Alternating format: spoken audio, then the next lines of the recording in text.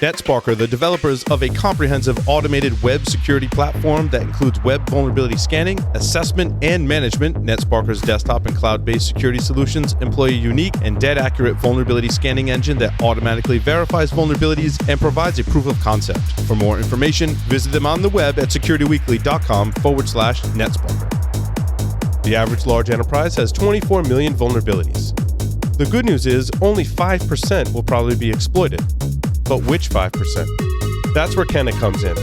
Kenna Security's modern vulnerability management technology combines real-time threat intelligence, data science, and automated risk analysis to prioritize the vulnerabilities that pose the biggest threat to your organization. Team up with Kenna Security and make the most of your limited resources. Learn more at securityweekly.com/Kenna Security. If you want to stay in the loop, all things Security Weekly, visit securityweekly.com/subscribe.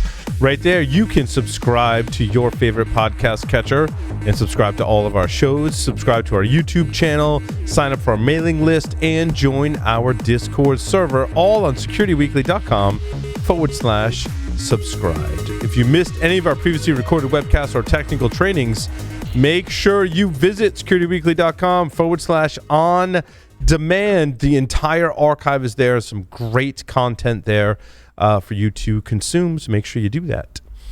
And now, on to the security news for this week. Where do we want to start today? We got a lot of great news stories. I feel like before we start with the news, we should sort of recap a little bit of our discussion in between. I agree. Segments. We almost need to decompress from our discussions. Because that was evening. There's been a lot of discussion on Discord. Like, we're trying to figure out what's a centrist. What does it all mean? There's lots of comments about GOFBA, and man, what a cheesy website. It looks like it's from the 90s. I know. I was going to ask Bill about that because, I mean, Bill seems really savvy, is certainly extremely smart. And when I went to the website, I thought it was an app. I'm like, wait, did I just land on the right website? Because it does look like... It looks like a really cheesy one you load in Mosaic that you got to from searching from Alta Vista, right? Yeah, that's right. Yeah, that's right. So, what do people think? I think just that. I think that's what it looks like. And my thought is, Jeff, that there's a reason for that. And I'd love to know. We have to bring Bill back. That was a great... maybe we'll bring him back and bring him back for Stogie Geeks. Yeah, absolutely. Agreed. I was excited to see that he had a cigar, and then he's like, "Oh, it's not lit." Yeah, so he wanted to smoke it, but he didn't have permission to smoke it in the house. Very few of us do have permission to smoke in the house. Just I come here to studio and have a separate building, much like Jeff does, to smoke cigars. Yep, exactly. Anyway, all right, enough of that. Good stuff. I want to. This one is just kind of funny. We'll start there before we start digging into some of the more technical news. But a test Amber Alert accidentally sent out a warning of Chucky from the Child's Play horror movies, of course. Now, when I dug into this article, I was like, well, catchy headline. You can't not, kind of have that headline catch your attention. So, test data sometimes for us is really funny. I think all of us, and many of us listening probably have created test data before in testing our software application scripts and what have you, and we create funny data. Now, there's actually some science behind this.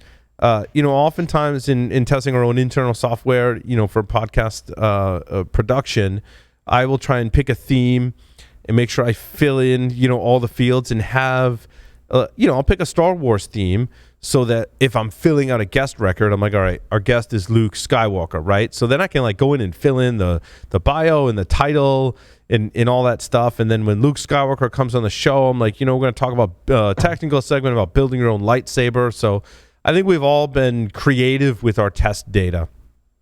The problem is many of us have experienced, I'm sure, your test data accidentally leaks out. Like, oops, I was testing social media tweeting. Some of you may have seen that.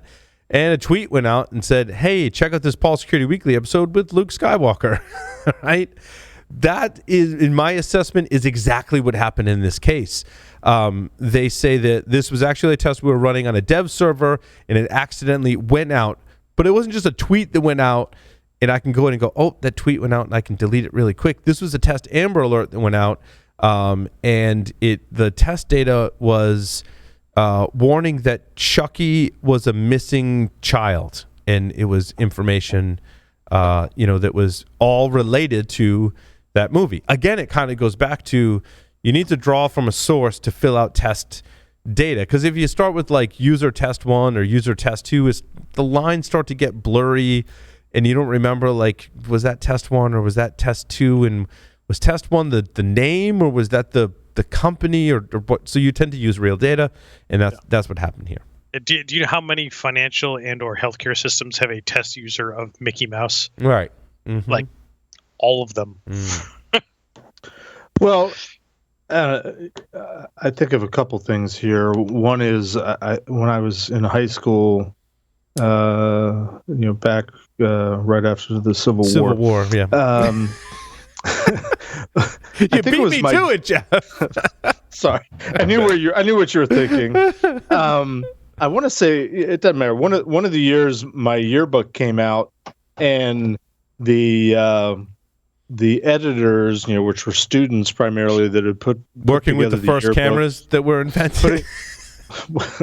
Well, yeah. I mean, there was the daguerreotypes that they were putting into the offset press to try to print the pages. But they had put a bunch of captions in that were just sort of placeholders for what is supposed to be later the caption. And we had a head of security at the school. His name was Butch. Cool guy. If you got on his good side, he was the coolest guy ever. But, if you weren't on his good side, if you weren't part of the in crowd, it was Breaking Bad type of thing. But there was a caption under him where somebody had penciled in like a cowboy hat on top of him. And the caption was, "I'm going to get you pot smokers." And it was all supposed to be temporary.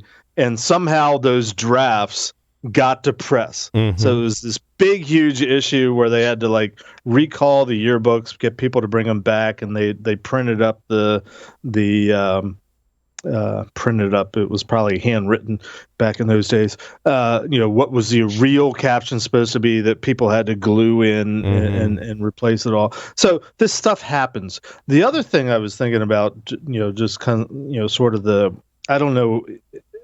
I heard about this. I don't know if it caused any real panic or anything, but then I'm thinking, well, all the crazy stuff that's happening these days, and we're like, why are people buying into all these conspiracy theories? We were talking about QAnon on and off air.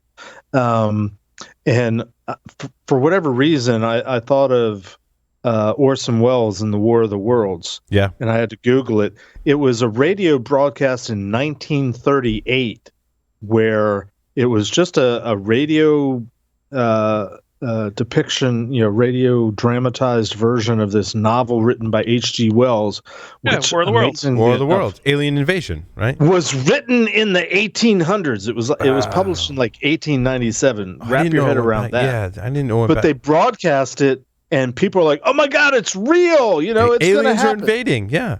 And there was a movie that came out of I don't know how many years ago about the radio show and all the people that panicked because they didn't know it was a dramatization. They thought it was real kind of stuff. It's like, okay, so it's not a new thing that people kind of buy into stuff that they're hearing. Maybe we should be a little bit more forgiving of people. I don't know. Yeah, but on that point, Jeff, in today's version of the internet, right, it's not just a radio broadcast that is come and gone. It's now social media posts that are somewhat sticky and more ubiquitous, right, across the whole globe. More ubiquitous, but haven't we all figured out yet now not to trust stuff that you see on the internet? Clearly not. Clearly not. I know. Clearly not. Mm-hmm. Wait. It's been a while since I've had to remind my mother-in-law, but yeah, that used to be a monthly occasion, like Snopes.com. What you believe about Snopes is Snopes kind of changed, right? Yeah, but I don't know if Snopes changed, but there was some politicizing of what Snopes really did, whether or not it was true. But you wonder if there was a disinformation campaign against Snopes, and then I didn't know who to believe, right? Yeah, there was. Well, And in the old days, this is somewhat subtle segue into more of what we were talking about off the air. But in the Cold War days, we used to just call that propaganda. And it was kind That's of what it is, understood Jeff. that if you were seeing certain nation states like the Soviet Union saying stuff, you kind of the given was, okay, that's not real, because that's in propaganda. Some of the and we seem to have lost that ability. Some of the theories that I saw and didn't validate whether it's true or not, because again, you can't believe anything on the internet today, was that those Russians that were kind of stoking the flames of QAnon that helped lead to the invasion of the Capitol building. I don't know if that's true or not, right? But if you go back again, as hackers, we look at and scientists, right? We look at previous data points, and Jeff, to your point, propaganda has always been a thing that has been used by both sides to accomplish goals. So the precedent's certainly there. Whether that's true or not, I have no idea. But mandatory fun time, comrade. Mm-hmm. Larry, I want to talk about Wi-Fi vulnerabilities. Yeah. In Realtek, where is it? You have a story and I have a story. They may, in fact, be the exact same story. They most likely are from VDOO. VDOO. Yep. VDOO must be the one that broke the news. Google probably ranked them in a certain order, right? Going back to previous. Actually, I got, believe it or not, I am getting my security news from all sorts of weird places as of late. Specifically, this one came from Facebook. Yeah. So, Larry, me too. I use Discord. I use my feed reader, and I use Flipboard to find my news today. Yep. And again, like I correlate between the two. Like, if people that I trust post it in Discord, and then I see it on Facebook, and then I see it in a news feed, I'm like, this is something I probably want to cover. Right? So, for me, this one came from Facebook, and this came from Dragos. Of CanSec West and other stuff. So like, accepted. Like, absolutely. But yeah, so it's the Realtek RTL8195A Wi-Fi Module, which are incredibly popular as a surface mount device. Because it's a standalone. Larry, it's a standalone Wi-Fi chip. Not part of a SOC, right? Like it's something you can bolt on to any kind of IoT device or whatever, right? Yep, absolutely. So smart home, security, industrial, healthcare, as listed in the article, gaming, energy, automotive, agriculture are just some of the places in which you're finding this stuff. The big one is that just based on some common use, for example, the EPOVerLAN key exchange, for some of like WPA and WPA2, there's a stack-based buffer overflow. Like, you don't even need to know the key. You just need to engage in the four-way handshake. And there's an overflow in that methodology for some four-way handshake stuff. Does it say like which field has is there like a particular field that has the buffer overflow? I didn't read the article that carefully. Same here. It's the check a message integrity check uses an unsafe copy. Gotcha. So it's the message integrity check length from what I'm gathering from that. I wonder if that suffers also from multicast, right? You could potentially, because the multicast key is still separate from the unicast key, right? Yes. Okay. So potentially without even unicasting, you could compromise the device. And I actually remember reading years ago about devices that would even have buffer overflows in drivers for even beacon packets, which is crazy cool, right? Well, yeah, it's a great point, Joff, right? Like anything that the driver consumes off the network is a potential for a buffer overflow, and how you get it there. I think that's why what was amazing for me was Johnny Cash and Dave Maynor, because they went a level below the PSK handshake, right? That was like in the radio portion of the driver, which in their attack meant you just need to be on the same channel. Like it didn't even matter. It was at that's layer 2, right, of Wi-Fi, basically. Yep, they absolutely, Paul. Yeah. So all for that particular attack, we made fun of that for a long time because Apple was vulnerable, and we were all over Apple shit for that. Right. We made fun of Apple, not Dave and Johnny, by the way. right. Very accomplished researchers, and in my mind, one of the greatest pieces of security research. Absolutely, and that one was a great one in that is a classic tale of like bounds checking. Yep. And why would you do that? Because in the beacon frame of an access point, you can have the spec says the beacon can only be 0 to 32 octets, but the variable length field can be defined up to 255. So they only account for 32 bytes on the stack. Like they only ever allocate 32 bytes on the stack, but you say 255, you have a 32 byte field on the stack, and input validated, not unvalidated from the network, is 255 bytes. Yep. Where it's putting 255 bytes in a 32 byte stack. Like it's like sometimes in their correct interpretation of the standard means that I don't need to do bounds checking here. Like I'll only ever get 32. Like whatever. That's very much a case of the spec says it can be 0 to 32. Why would anybody do any more? Right. And the answer I is think because it can. the beautiful thing about it, from an offensive perspective, of course, because that's what I do, is when you succeed, or maybe I should say if, I don't know, when you succeed, you're dealing with a stack that's ring 0. It's kernel. Yeah, because it's a driver. It's like, oh, congratulations, I've got a kernel level exploit. Yeah, right, because this is hardware, and then there's the driver that interfaces, and it's the driver that has the overflow. So yeah. Right, and Joff, think about where all of your protections, like this was an attack against a desktop. Think about where all of your protections live. At that point, like all of your desktop antivirus, all of your Carbon Black, all of your host endpoint protection, that's all living at ring 3. Right, that's right.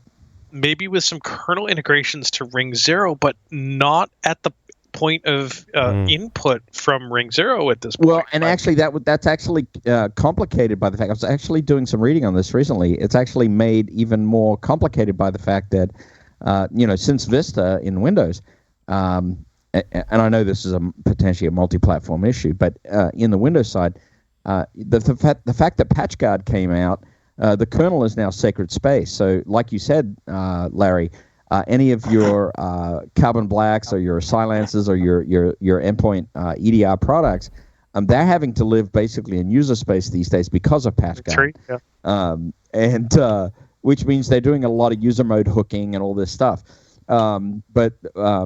Wow. So if you get a kernel exploit today, right? But building on your point, Joff, a lot of this is done for performance, right? A lot of this stuff we're bypassing and letting things like drivers do things because we want them to be really performant. We don't want users saying Wi-Fi slow. Why is Wi-Fi slow? Well, because I had to pass it through like all these other rings to like make sure it was secure. Like no, like I'm going to take data and then pass it right through because it's the same thing with DMA, right? Like.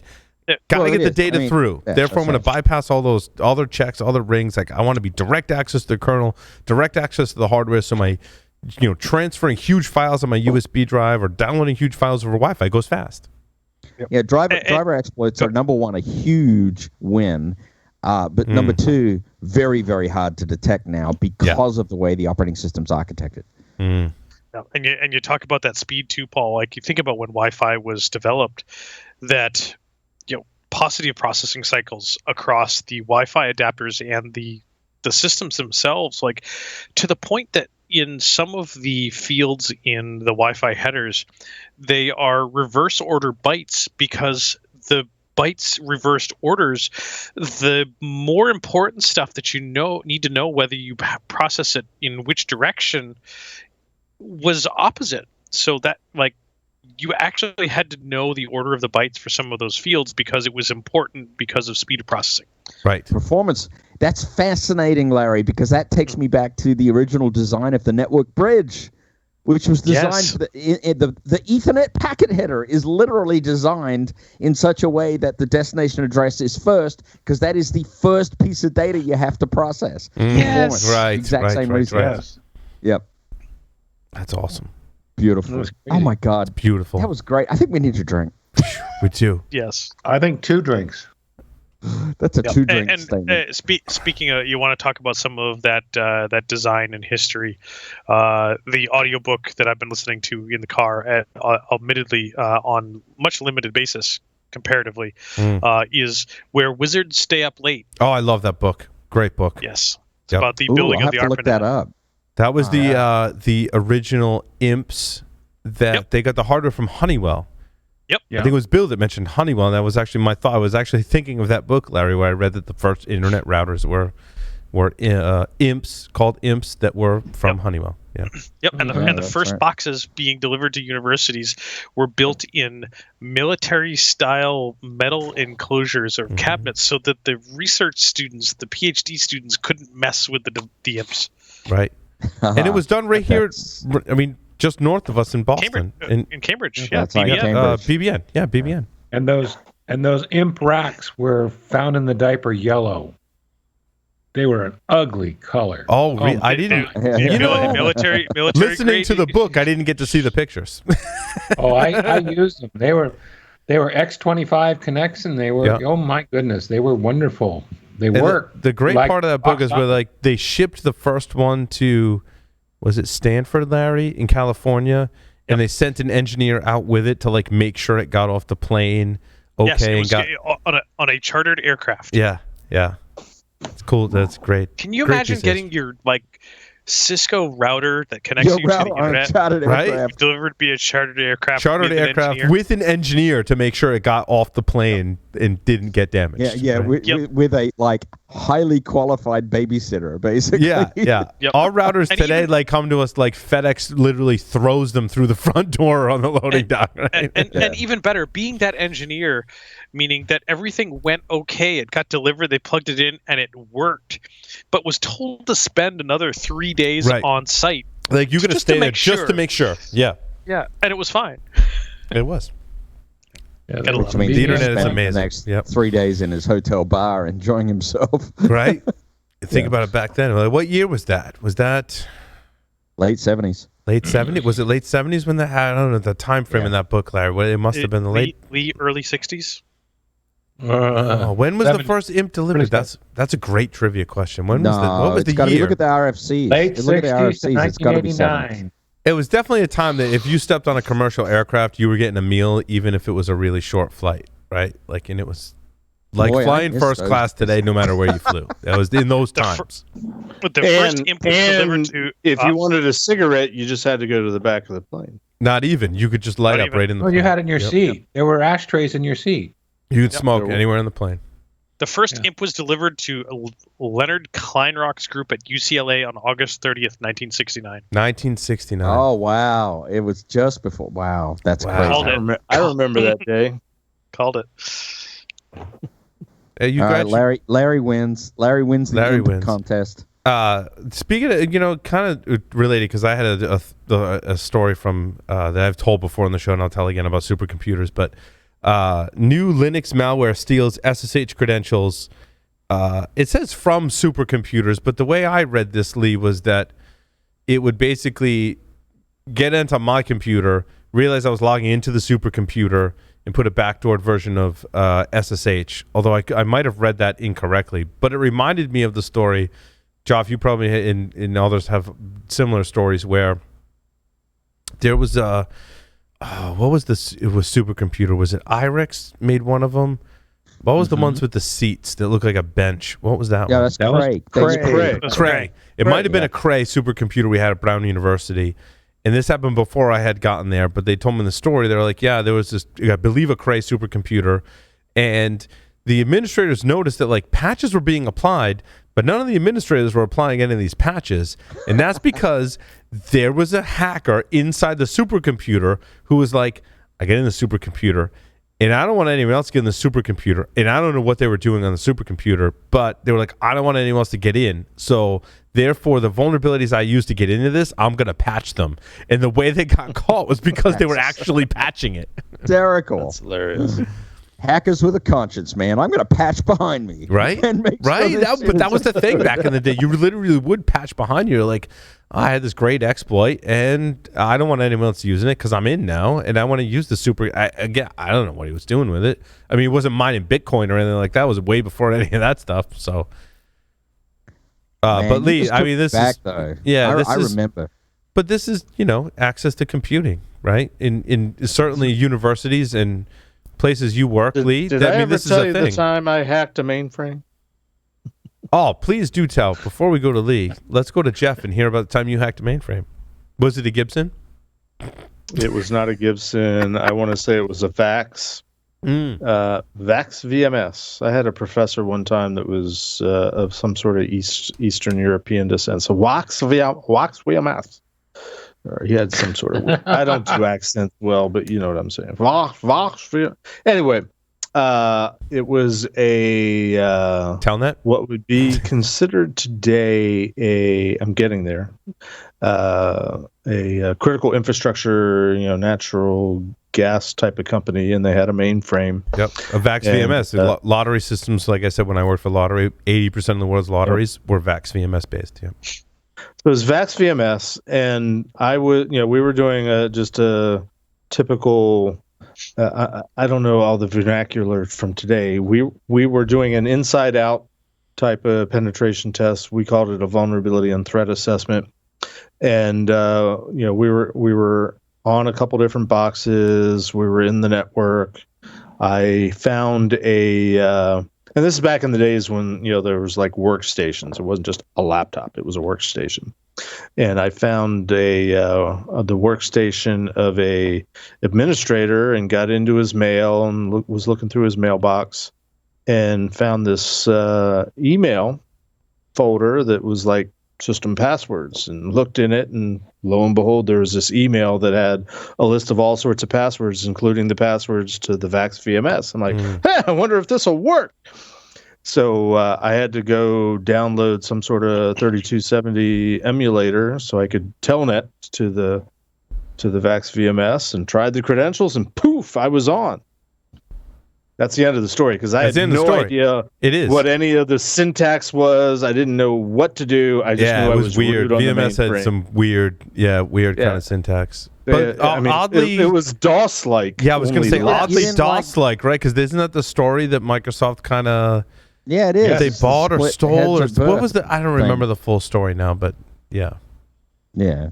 VMS and Windows are very closely related, because the Windows NT kernel actually grew out of VAX VMS originally. But DCL is the command line language in VMS. Yes. I was well and truly familiar with it. I did a lot of VMS hacking in my days. There was this Danish guy named Arnie, and he was like the VMS expert, and he answered 80% of the questions on the open VMS forums online, and he worked for the lottery company. I just remember the frustration of logging in, and I'm like, okay, I'm here. I have no idea. What do I do now? Yep. Help? I think it was like help a thing. Help? Question mark? I don't even think it was help. Was the thing? I don't. It might have been a thing, help, but we all have those hacker things we try when we land on. If I did something like help, there's only like 20 commands or so that popped up. I'm like, what do you do with this? It's a great moment in a hacker's life when you land on a command prompt and you have no idea what it is, and you start with the like help /?/help,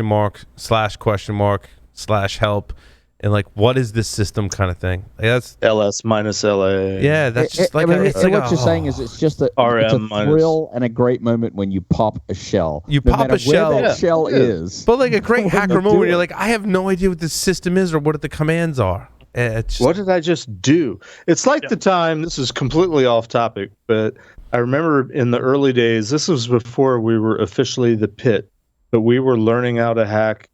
We were a Unix shop. It was Sun OS at the time, and we were learning just by like playing games against each other. Like, if somebody walked away from their workstation and didn't lock their screen, somebody would swoop in and change their .login to /logoff. So if you came back and tried to log in, you're like, crap, and you had to like figure out how to unhack yourself. Yeah. I mean, that was how we were learning. And there was this one time, I forget what version of the OS it was, but I got into the Etsy password file, which was like the shared Yellow Pages, NIS, whatever it was at the time. Yep. Password list for everybody in the domain. And the root password was first. The root account was first in the list. And for I don't even remember what I was doing, but I moved it, or I put something ahead of it, or I did something to modify it so root wasn't first. And all of a sudden, everybody in the whole domain had root privileges. I never figured out why, but for some reason, it was everybody on the list until you get to the root account. You got root privileges. It was kind of cool and kind of scary. It's kind of interesting though. NAS is like Active Directory is today, like NAS was back in the day. It was really the same thing. It was a directory service. It was designed for that, right? Yeah. I mean, Active Directory, in fact, in many ways, well, in most ways, it was a response a competitive response to Novell eDirectory, but NIS was in the list there too. So, yeah. Anyway, Lee. Supercomputers. So the vulnerability was in the SSH Demon. That's where they stuck the Trojan code. Trojan SSH Demon. Yep. And what it was doing was, like I said, capturing credentials. And it had a C2 server out that it was relaying information and commands to.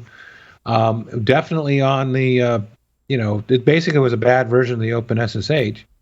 And so for those sites that installed it and allowed reusable passwords, which is really stupid if you're in the supercomputing business, because access to those resources is what it's all about, managing it. The thing is always going to be 100% subscribed. In fact, you even want to limit where you'll take SSH keys from in case any of those are bogus. But basically, it was just capturing passwords on the fly and letting it go. But Lee, going back to Jeff's story too, we used to do the same thing with login, right? Yeah. The login binary, when it was before it was SSH, when it was Telnet, would use the login binary, and we would Trojan that. Yes, and capture shit with it and stuff. Capture it and build backdoors in, so I could, with well, you could backdoor it so you could get root access whenever you wanted. And they're doing the same thing with SSH, right? Like basically everyone's logging in and everything's fine. I'm entering my password, but I've swapped out your login binary or your SSH binary, which means if I log in with this user account and this password, or maybe this user account and no password, I just get in because I've basically Trojaned your binary that is controlling access. Before sudoers, there was the rhost file. Yep, and that too. And well, it's ancient rhost history, plus, but similar. But abusing trust. Yep. Still a thing? Nah, we've solved that problem. Well, one of the interesting things when I was I saw this whenever I saw this article, I put it in a forum at work, and the security officers from the HPC group said, we are just marking 21 years of two-factor only logins to our supercomputers. I'm not sure how many people were doing two-factor login 21 years ago, which I think is a pretty damn impressive milestone. It's and and there's actually a lot of hacks that have happened in the 21 years that have been thwarted just by that little bit of measure, and they're very proud of that, and they should be, because I've talked to them about allocating research on a supercomputer. Not talk about a hot topic. Woo. Talk about being able to mine Bitcoin or whatever. Yeah, well then, you're going to do it. You're going to mine Bitcoin. You're going to make a fast password cracker. Yep. Model the weather. Joff, when we were at university, that was largely what we were protecting. Was interesting because it wasn't necessarily the data, as we're talking about in this case. It was protecting the resources, and our resources were computing and bandwidth. That's largely what attackers were after, not so much the data. Because they could have gotten it if they had tried, right? They could have gotten that's to exactly right. Yeah. Maybe some of those systems were more protected, but a lot of university work was really infrastructure defense, right? Yeah. It was about protecting the resource. Yep. Not so much. I mean, they could have been doing on these supercomputers, for example. They could be doing super top secretive sensitive research. A lot of the attackers don't even care about that. They're just, I want you for your resources, not for your data, which is kind of interesting. Yeah, especially back in the early days, it was all about the bandwidth and the computing power. I mean, how much gold was it to find an FTP server? Not because it was unprotected and insecure and a way to get in, but it was a way to just a convenient place to put things that could be shared. It could be shared, right? Wares. That's where I put my wares back in the day. Yeah. And I would use ServView FTP or exploit ServView FTP. And is that what SolarWinds was? The recent RCE or something? Yeah, it's for ServView FTP. Was that their vulnerability in SolarWinds? Was a vulnerable version of ServView FTP? Which vulnerability or problem and that type of stuff? Because there's been some more SolarWinds to the SolarWinds saga where they had some more vulnerabilities. 3 CVEs released, one of which was ServView FTP, and I'm looking for the story. And there were 2, I think, related to Orion, which means we're going to see patches for that. But yeah, the SolarWinds FTP, wasn't it an RCE vulnerability? Isn't that what you said, Paul? Yeah, but that, this is once the spotlight goes on, it's interesting. We just John and I were just talking about spotlights, right? In terms of lighting in the studio, we're talking about when you watch before COVID, when you used to go to the theater and watch a play, maybe in the beginning of the play or whatever, whether it was part of it or not, or part of the kind of introduction to the play, and the spotlight goes on, and all you see is the talent, right? The spotlight is so focused, all you see is the talent. Everything that's around the talent is dark, and you just see that talent. SolarWinds is kind of the same thing. This spotlight now has popped right on SolarWinds, and now we're going to see everything about SolarWinds, right? So we're not only going to see the attackers that got in and backdoored it, but now we're going to start to see, because they're paying attention to security now. I mean, they hired some big names, right, in the industry. Chris Krebs, is it Robert Stamos? Did I get that right? Is that his first name? Is it Robert Stamos? Alex, thank you. Stamos. I don't know why I said Robert. Alex Stamos, right? Our big names in security, the cybersecurity industry, the popular news, IT, everyone is focused on SolarWinds. It's inevitable that once the spotlight is shining, you're going to see every detail, every flaw in SolarWinds. Again, I think it backs up my theory and others too. That speaking of which, Paul, yeah, this is a visual. You're going to see the blemishes, right? All the blemishes, Jeff. To your point, when the spotlight is on you. See, I thought it was going to see the middle finger. That's what I thought. These are just but it's this is the natural progression. But it's not a reason to ditch SolarWinds. It's a reason to keep with SolarWinds because now they've experienced this, and now they're the spotlight's on them. We're going to get rid of all these. We don't want people. Somebody asked me about that. I do a couple of different virtual meetup type of things, and somebody was asking me, well, shouldn't everybody be ditching SolarWinds? And no. It happened to be an IBM sponsored event, and Paul, you'll appreciate this because we've talked recently about the the IBM computers and how they were compromised, with the pressure bar on the plate. Yeah. Being a bug, being a listening device, the old typewriters. Yeah. And I'm like, imagine, when that happened, if everybody had run around and said, let's just bash IBM. Let's stop using IBM everywhere. Let's get rid of all these IBM typewriters. It didn't happen like that back then. And if everybody had thrown out their IBM typewriters, and God, what was a competitive brand to an IBM typewriter back in the day? Oh yeah, what was even another type? I don't know. What was another typewriter? Somebody Google it. But it was a computer. Basically, I mean, in my lifetime, early computers in offices were word processors.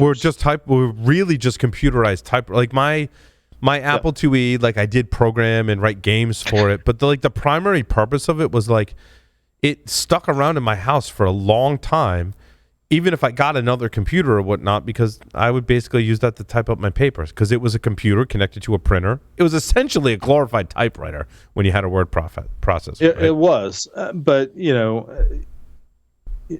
don't beat up on SolarWinds. I agree. No, yeah, I agree. They just happen to be the ones that got popped, but there's conspiracy theories light that say, well, maybe they wanted us to find the SolarWinds. What else is going on in other products and solutions that are out there that they don't want us to find?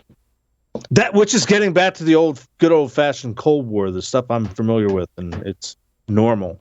You win, you lose. There's devastating compromises, but you live through it.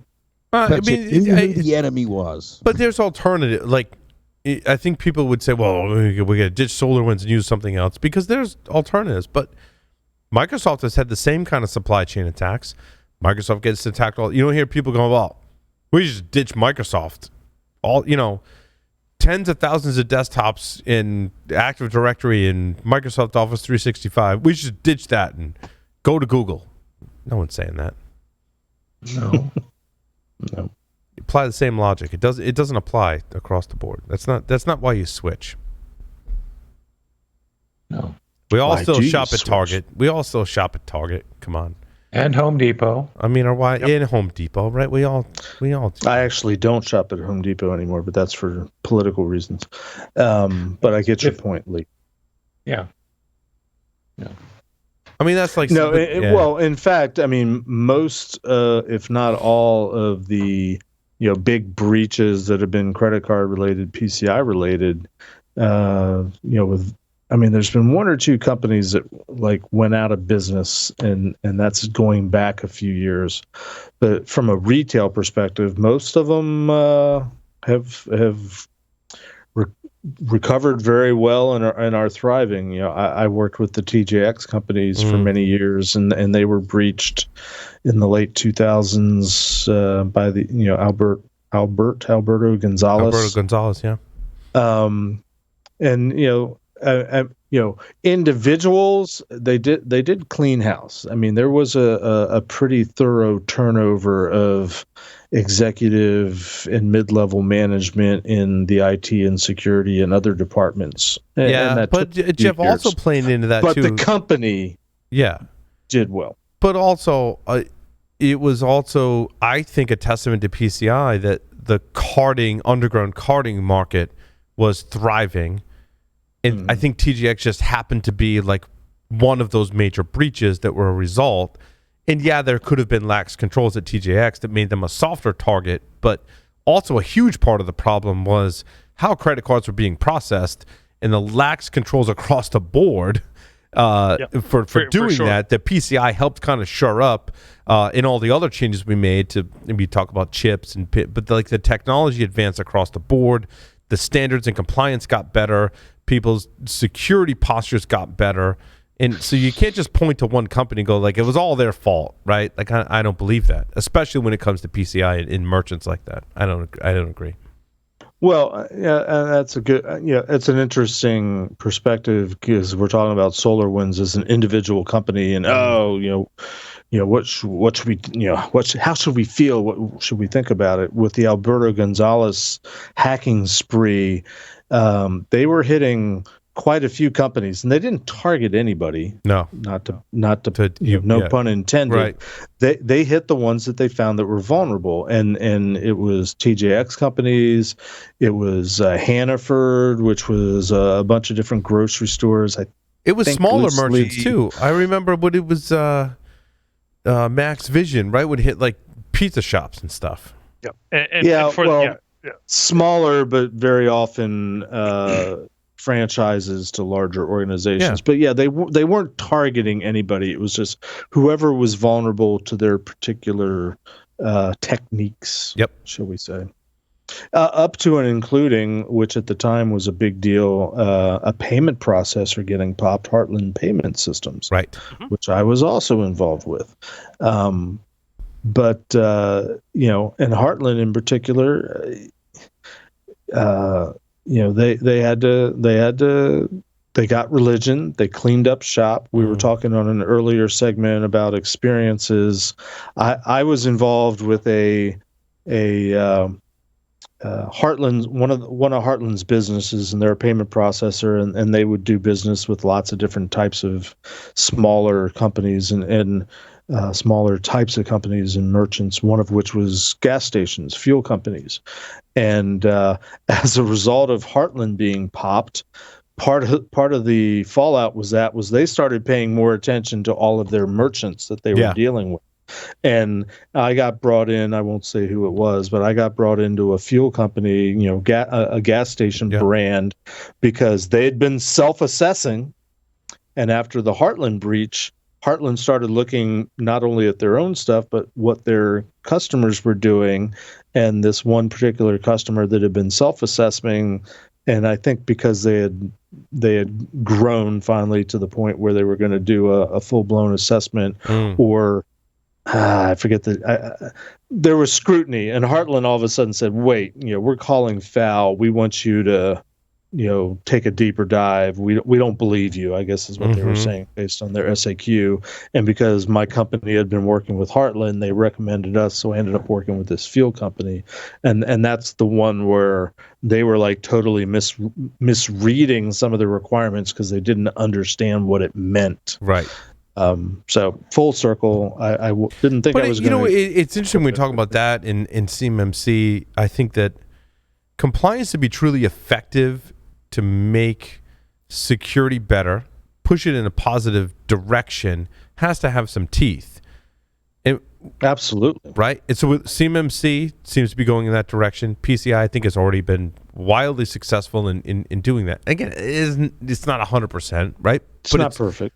Pushed in that direction wholeheartedly, and I agree with that. But and when we look at SolarWinds, though, like what is the incentive now for SolarWinds? Has incentive because they're in the spotlight, but companies like SolarWinds that are entrenched in the infrastructure, if there's no compliance standard that has teeth, what's their incentive to do that? Is it consumer driven? Right. Yeah, I mean, this is a B2B market. Is there more scrutiny in that? How far does that get you versus compliance in regulations that actually have teeth? Well, the sad reality is the teeth that PCI has is financial penalty. Yep. And in the commercial world, the reality is businesses operate for profit, and everything comes down to dollars and cents, and it's good business to pay as little as you have to for whatever it is that you have to do. Yep. Nobody's going to argue that. Yeah.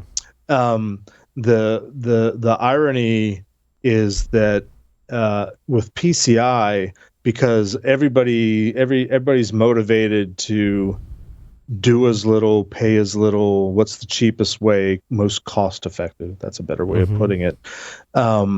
There's been an impact, but the impact has been, at least in the PCI world, has been almost, maybe it's by design. I tend to think it's more accidental, but because companies were told, well, if you limit your scope, if you reduce where all your card data is held, or frankly, do you have to keep it at all if you're a merchant? Why do you store it at all?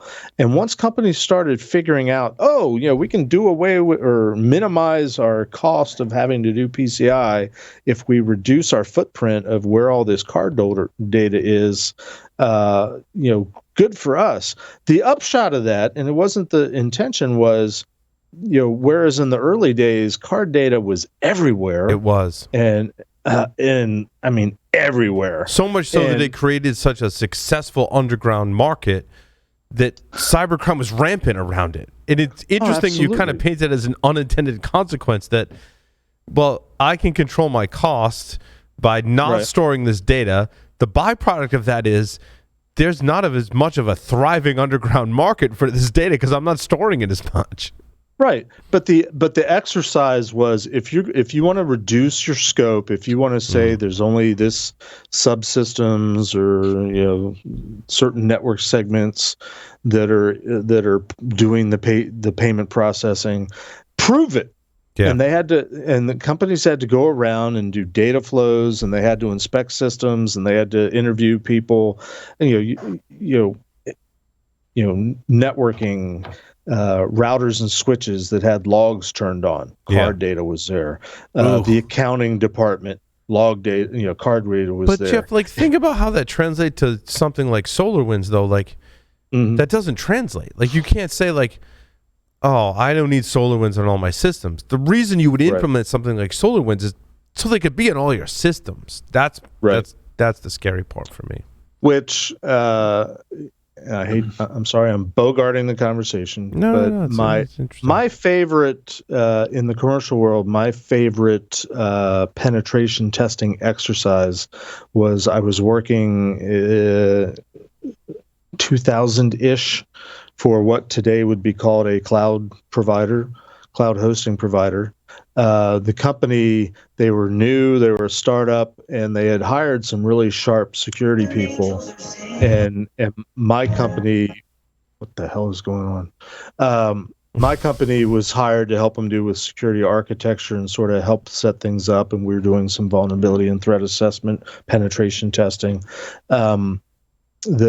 We got a call one day, and the guy that had been hired as effectively their CISO, security manager, was fed up trying to explain to their executives why they needed to do certain things. And he's like, okay, I want you guys to just go full bore. You've got from now through Monday, so we had a whole weekend, like, do as much as you can, get as many places as you can. Just, it's an open slate. Just do what you can. And we got in, and it was a team. There's a couple other guys on my team that they found a way to get in. Once we were in, we were looking around. I found a system that had a very clever name, like TEM, Tivoli Enterprise Manager. And it was running on whatever the screaming fast servers were at the time. The ones that Alta Vista were built on. I forget what they were called. It was a startup company. They had a lot of money. And I'm like, wow, something that's running the Tivoli Enterprise Manager that's doing network health and trying to keep everything up, similar to SolarWinds. That would be a great place to try to launch attacks from, because it has to go everywhere and it's trusted. So I uploaded, we still had limited time and budget, but for impact, I uploaded not Nessus. It was pre-Nessus. There was an older scanner that was a competitor to ISS called Ballista. Oh yeah, I remember Ballista. Yeah. And Ballista was Secure Networks Incorporated, SNI. The guy that ran it was Alfred Huger, who I think now I think they were acquired by Cisco. But anyway, I uploaded it and ran it on and did a vulnerability scan as it was back in those days of their entire network and printed it. And I had this report that I dropped on their laps, like, here's all your vulnerabilities, here's everything that's wrong with your entire network. It did make an impact, because they had guys on the security department. They had some, what was intrusion detection back then? It was ISS Real Secure primarily. They might have had Wheel Group had been bought by then, so they might have had some Cisco stuff there. But, we were behind their defenses, and we were running everywhere. We were trusted. We got everywhere. And they're like, how'd you get in? How'd you do this? That's my favorite hack. But the analogy is, that's what kind of SolarWinds is. It's a trusted thing that needs to go everywhere. What a great target. So maybe that's something that you should not use, but pay particular attention to. Check your trust relationships. We're working about trust relationships, limited access, role-based access controls, monitoring. Is it normal that, is it, I don't know how SolarWinds work. Is it continuous monitoring? Does it do pings and polling at particular times? Well, it comes down to configuration. Is there normal? What's scary for me, Jeff, is like my story number 18. So Intezzer did this study, and they were able to escape a Docker container in Azure Functions, right? This is like the 2021 version of what we're talking about. Right. It's just, like, now it's not about necessarily what software you're running, how it's connected, but more how it's configured. And when I read this write-up, which is awesome, I love the folks at Intezzer, by the way. They were a sponsor for a little while. I got to do some briefings and interviews with them. They're outstanding team at Intezzer. They basically map the DNA. Just a side note on Intezzer, they map the DNA of malware, and they look at code reuse across malware. Awesome technology. But they did this research study, like how I escape Azure Functions. So a function runs code, right? So you write code, you give it to a function like Lambda or Azure Functions, very similar. Run my code. Right. The provider, either Azure or Lambda in AWS, will run your code for you. But to do that, they spin up a container. What Intezzer figured out is Microsoft and Azure Functions is spinning up containers in privilege mode. I mean, there was vulnerabilities on both sides of it, right? So like my whole thing was like, dear Microsoft, please listen to the show in the segments that we've done that talk about how bad privileged containers are. So what you're telling me is that customers that are spinning up functions, that on the customer's behalf, you're spinning up a privileged function, which means if I can break out of that function in any capacity, they were able to upload code. They will upload Nmap into the container that was running their function. They were able to escalate to root privileges within their function in the container that's running their function. But what got them even further is they figured out that the container was running in privilege mode. Then they can start to become root on the underlying container runtime system. I'm like, and this is Microsoft. Microsoft does great things in terms of security, but like they didn't take a page out of like a very basic container security. I mean, you can read really any container security guide, including segments we've done on the shows in the past, that tells you like you don't run as privileged. You just don't. Like it's a fundamental understanding of Linux. But you don't run these as privileged. It's bad. But I don't really know what I'm doing, and I'm just trying to make it work. And if that works for me, I'm sure there was a reason, right? There was a reason why they're running as privileged, but a reason, an excuse, right? And it's not just lazy, but I think more times than not, it's not lazy. It's the pressure to meet the make deadline, it work. The pressure of results. It works when I run it with -- privileged. Therefore, let's like roll this out because Microsoft needs to make some money. Joff, did you see this?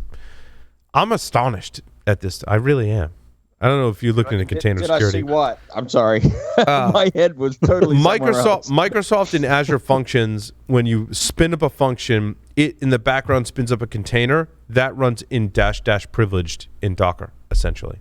Yeah, I didn't see that, but that's bad. That's bad. Yeah, that's like bad. you know, it's funny. We've been talking in the shop a lot about Azure PowerShell as well, right? You can do a lot of stuff with that. So Azure Functions will run PowerShell, very similar to run Python, like or whatever language, right? Yeah. So yeah, you know, what can we say? It's why we have jobs. I mean, come on, right? It's a great write-up. My story number 18. If you're into container security, like, and you've watched our previous segments and training and some of my presentations on container security, you'd be like, oh, no, they did it. Why would they do that? Like, Paul, you told people not to do that, and Microsoft did it anyway. Like multiple steps in the process. I'm like, oh my God. I'm actually kind of shocked because Microsoft has been really good at security lately. Their security products we covered recently, it's a $10 billion line item for security products. Security products and services at Microsoft for security is $10 billion for Microsoft. So it gets even better. I looked up the services and scope for their Azure FedRAMP. That's their certified version of Azure. In the government services, it has 1, 2, 3, 4, 5, 6, 7 different certifications for different organizations at different levels, including several from DoD. And Azure Functions is certified in every single one of them. And so that's astonishingly they were able to get that certification running it in largely what is considered like not best practice for security to be running. Somebody missed something. Like, right? That's kind of the scary part when it comes to the what we're well, and it kind of goes to my story number 1, where Bruce and I wrote, famous article back in the day that was talking about simplifying, like getting rid of a plea for simplicity, right, in 1999, in how like that is not a parallel to today, that what we have today is not simple, and to combat what is not simple, we're using the complexity to build security into the, like, we're using complex systems, but we're also using the same complexity to build security around those complex systems, in kind of the intersection. Kind of like saying, like, how do we accomplish what Bruce was saying back in the day? So all these years later, how do we get into what Bruce and I were saying about the world? How do we have the innovation and security? Innovation won't slow. The key is to use innovation to make the ever-expanding complexity comprehensible and its effects predictable. In other words, we need to fight fire with fire. We need to fight the complexity of the systems with the same innovation that breeds that complexity. Use that for security purposes as well. I think, what you're saying, it actually comes down to very solid design and architecture guidance, like we've said a lot of the time in at this show, and in general, right? When you build a system and you surround it with security controls, it's really all about the architecture and the design of those security controls around hopefully what is very good architecture of a system as well. And the KISS principle applies. I've always said this, right? Keep it as simple as you can, because as soon as you depart that, you go into the world of a high degree of complexity, you are going to introduce vulnerabilities. There's just no doubt about it. We've seen it operate over and over again. We have these bounds that we have to work in. It has to be like in the middle of like usable but secure, not too complex, but not too simple. Like there's an operating bounds that we have to work in. But to your point, Joff, working within those boundaries, come up with a really solid architecture and design. In anything you do, that's not just IT and software systems. That's anything. Well, I mean, and the beautiful part about that is if you come up with a really solid architecture and design, in terms of your application that you're trying to deploy, security is not going to be that challenging to implement around that. Yeah. Right? Security is going to find natural places to plug in to that kind of well-designed architecture. If you come up with a complex architecture with, different interfaces of components that are complicated and not clear-cut and not clearly defined, and security is going to have a hard time plugging into that and protecting it. Yep. Jeff? So I agree and I disagree, because I think, generally speaking, I agree. And generally speaking, you would disagree with Bruce Schneier. You got a chip on your shoulder. Well, I get it. I get it. There's a backstory there. It's not that I have a chip on my shoulder. I'm like, okay, that's not the first thing that Bruce wrote. No, he also wrote, it's not. He also wrote, what's the name of his Applied book? Applied Cryptography, where he take some issues with that. I know. He takes some liberties in there, I think, to summarize it. And I had my conversation with him finally, and he acknowledged he was kind of young and naive, and he admitted to that in his later book, Truth and Lies. Yeah. But basically in Applied Cryptography, he said, security, what's the problem? Just encrypt everything. And yeah, exactly. But also, I mean, on the positive side of Applied Cryptography, it allowed people to understand the application of cryptography, Jeff, right? As well. Bring that to the masses. I have a bias where a civilian writes about cryptography back when I was working for, what's considered to be I get it. An area, a center of excellence in cryptography. Yeah. Not saying it's always been the case and is still the case today. There's certainly plenty of brilliant people out there trying to tackle cryptographic problems. But the general principle of keep it, I was trying to figure out, because you said KISS and then you said keep it as simple as, Kitsiak or something like that is what you really said, Joe. But it sounds good. I just don't see it playing out very often, because we tend to build the complexities into things that are unnecessary. I think we would agree to that. The things that bite us like our previous story with the Microsoft thing, the privilege container, we tend to shoot ourselves in the foot, and we overthink we over complexify it in our heads, and I think that's where we miss the simple stuff sometimes. If that makes any sense. Well, no, but I think we're all guilty of sometimes the early designs that we have are often more complex, and as we iterate, we get less complex and more efficient, right? That's a thing. Yeah, I think that's it. I'll give you an example. B-Sides Vegas a couple years ago, Steve McGrath was running Doppler, which was intercepting all sorts of web traffic that was flowing in the whole hotel, the whole conference, and projecting it on a screen. Here's what everybody's doing with unencrypted web traffic. And of course, people would notice it and at some point and start putting up off-color stuff, which at some point was becoming problem. I don't know if it was somebody doing it intentionally, but somebody started surfing porn. And so all this porn is showing up on this big screen in the big area that is supposedly family friendly. There's lots of kids in it, and they were freaking out. They're like, how do we turn this off? How do we turn this off? How do we filter? How do we set it?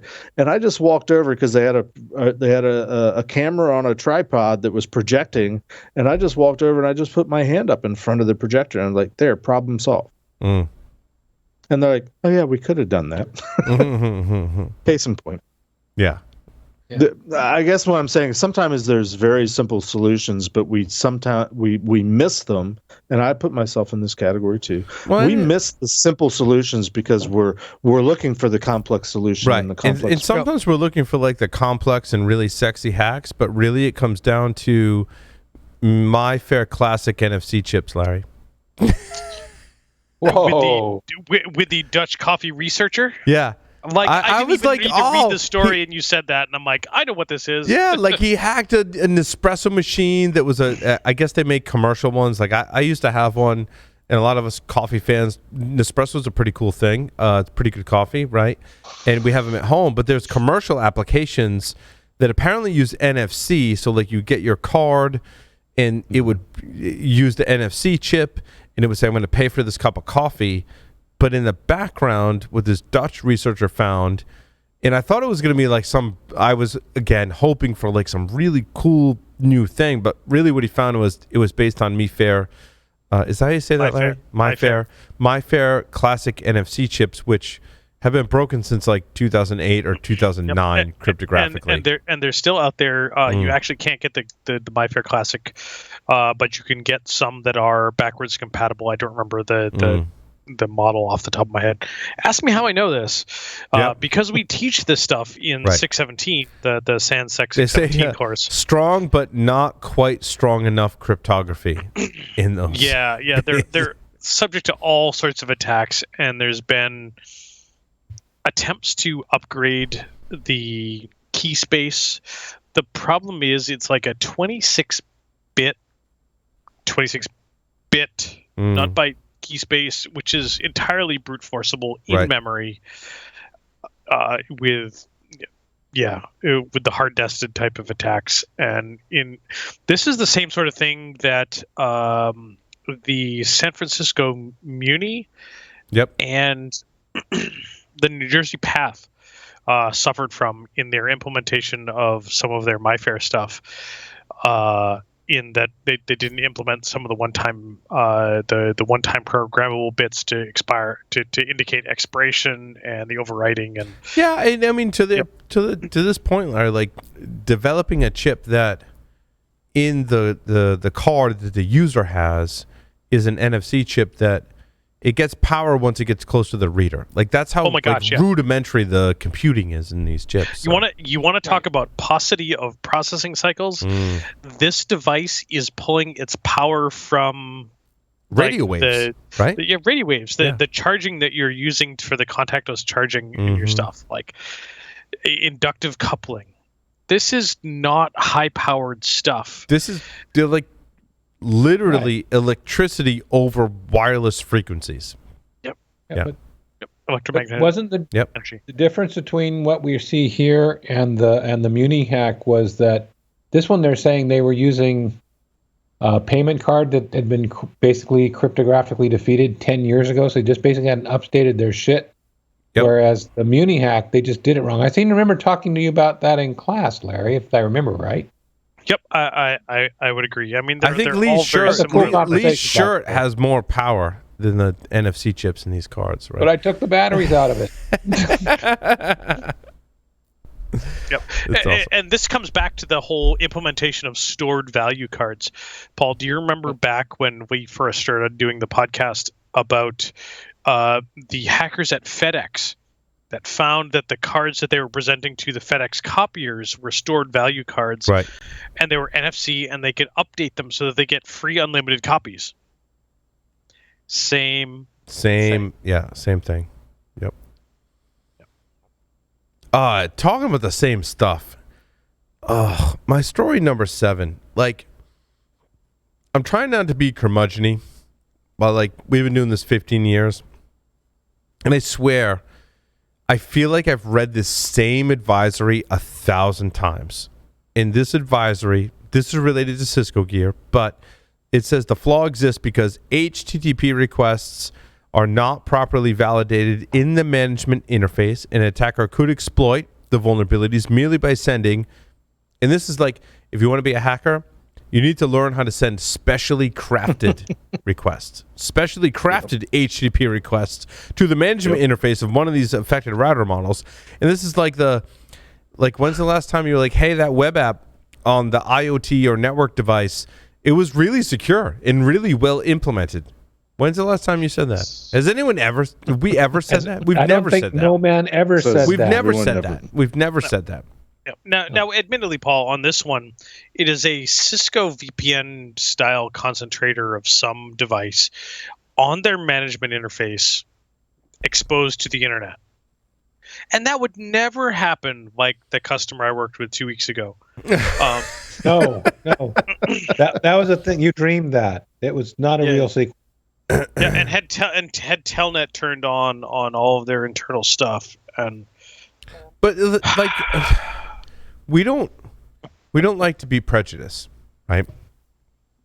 We don't like in have any of preconceived notions. Like, basically make assumptions or decisions based on. I have preconceived notions all the time. What are you talking about? But we don't like to do that. Like, we don't like to be prejudiced. We don't like to say that if you're of a certain type or make or style, that we think that you're going to exhibit certain behaviors, right? As people, hopefully we're not like that. We're trying to move past that as a society, right? But I've got a segue to this, Paul. But go right. But when there's a web management interface on an IoT or network device, I am very prejudiced. I believe that you are vulnerable, and I can show a lot of data, right? Joff, you've lived this. Do you enable the web interface on Cisco management gear? Like, if I were to say, well, I'm going to build a network, Joff, and I'm going to enable all the web management interfaces on all my network gear, what would you say to me? I would say you're fucking crazy. Right? I could survey a whole bunch of people, but really, if I ask Joff, like, that's most people are going to say what Joff just said, right? Because I feel like we've covered this story thousands of times in the 15-year history of Security Weekly, and it's really frustrating. Like, and I've had this conversation with Ed Scotus too. Ed years ago came on the show. He was like, Paul, if someone could create a really secure web management interface framework that handled authentication and authorization and access controls properly and was secured against specially crafted requests, we'd be in a better place security-wise. And still to this day, it has not happened. And when I see stuff like this, it really grinds my gears. It really does. But this is a good example of they were probably looking at very complex things, trying to get more functionality and features out of this thing, and they totally blew right past the simple. Agreed, Jeff. Because again, to your point, Jeff, like, this is not easy stuff. To build a web management interface in a very small computing environment, and therefore someone gets it to work. this has been the theory we've talked about this on the show before, right? Someone gets it to work. Again, it could be a third party. We talked about CMMC, right? Like, there's a government contractor that developed this small little management interface. There's a company in Taiwan. They developed this library, the small little web management interface, and it works. So I want to license it. I want to buy it because I don't want to build it myself. I mean, those of you that have built similar systems, like, you don't want to build it yourself. So I want to license it. Someone makes it and everyone reuses it, and that's what we use. But lo and behold, it has security vulnerabilities. Did Joff drop? What happened to Joff? Yeah. We lost Joff. Speaking of which, Paul, a good segue. Yes. Was my story number 2. It is a Twitter thread from Oversoft NL about a device from the Internet of Shit. I mean, the Internet of Things. That they were being recommended to offer to their customers. In COVID-19 times, you want to know how many people are in your store. And this device claimed to be able to identify how many people were in your store so you could limit numbers and assist with that with a camera and some Wi-Fi tracking. Well, they got the device and they started to do some sanity checks. And turns out that you plug it into your Ethernet network and it has a Wi-Fi broadcasted Wi-Fi network that you can't change. You can't change the password on it, and you can't change its default admin password of 1234566. So they start tearing the device down. Turns out it's a Raspberry Pi compute module with the default Pi user still active, albeit with the password changed in Etsy's Shadow, which if you pull the SD card, you can get access to. In the default user's home directory, there's a Bruno Mars MP3. The bash history is all there on how to access all the SQLite 3 databases, including Wait, my only question is, which Bruno Mars song? Let's see. There's a directory listing here, so there's a screenshot, so you figure it out. Versace on the floor. Please tell me it's Versace on the floor. I don't know. But the web interface doesn't do any authentication. Like AI, and it says it does AI neural imaging processing with an open source library called Footfall, using the exact same example code in the Footfall library. Like, welcome to the IoT, my friends. Welcome to the like, this is something that was pushed to market because there was a need. This is Thunderdome. Because, welcome to the Thunderdome. Yeah, like, this is IoT pushed to market because there was somebody that had a need. Like, you need to get this there now. Make it go.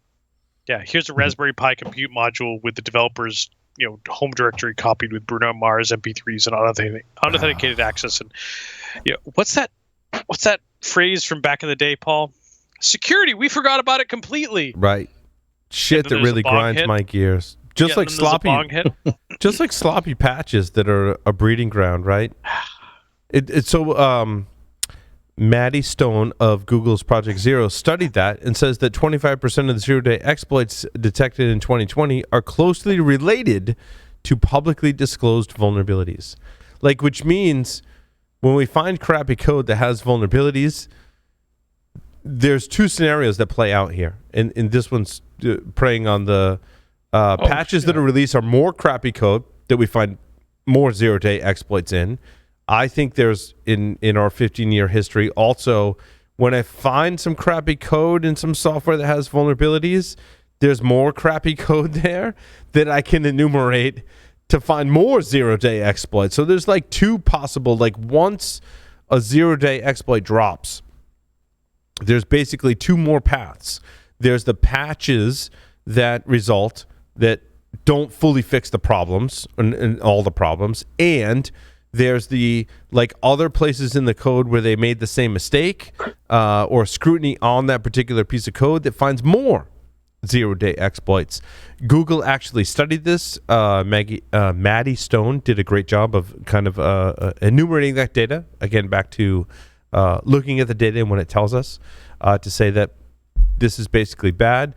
She looked at Internet Explorer, Google Chrome, and Microsoft Windows in the trend there. We're just not a happy-go-lucky show at this point.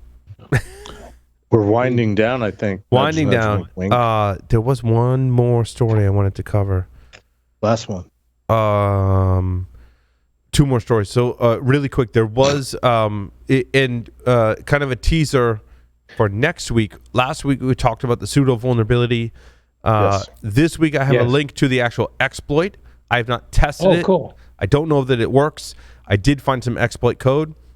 Hopefully you can look at the code, run it, and it works. Next week we'll get a chance to talk to the Qualys researchers that developed the code. So we have that. And the exploit is your story number 2? My story number 2. Again, we have been in touch with Qualys, who we have a great relationship with, and the researchers that were responsible for discovering this vulnerability. I think they're going to try and pre-record because the developers are in India. So just a heads up to our hosts. Hopefully we can get some people on that and do that. That sounds like a lot of fun. Also, Huawei's HarmonyOS. So as many of us know, Google's like, no, you can't use Android. Sanctions in place. Huawei, like, no dice, can't use Android.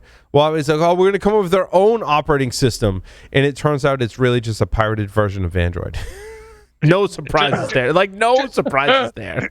Just like they did with their network devices. They pirated a copy of Cisco iOS. Right? I want to say Ars Technica did a great job of researching this. They were like, we're going to go get the development version of HarmonyOS and we're going to test it.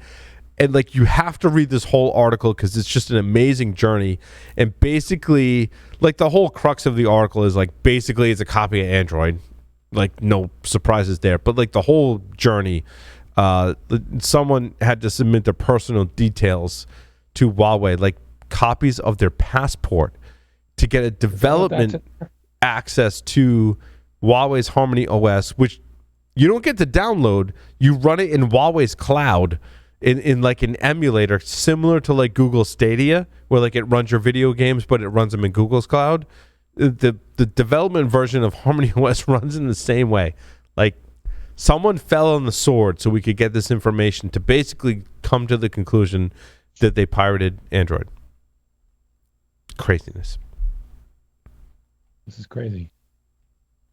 Lee, final story from your list. Oh. I'm putting you on the spot. I'm sorry. Just tripping on Huawei. I mean, actually, I thought the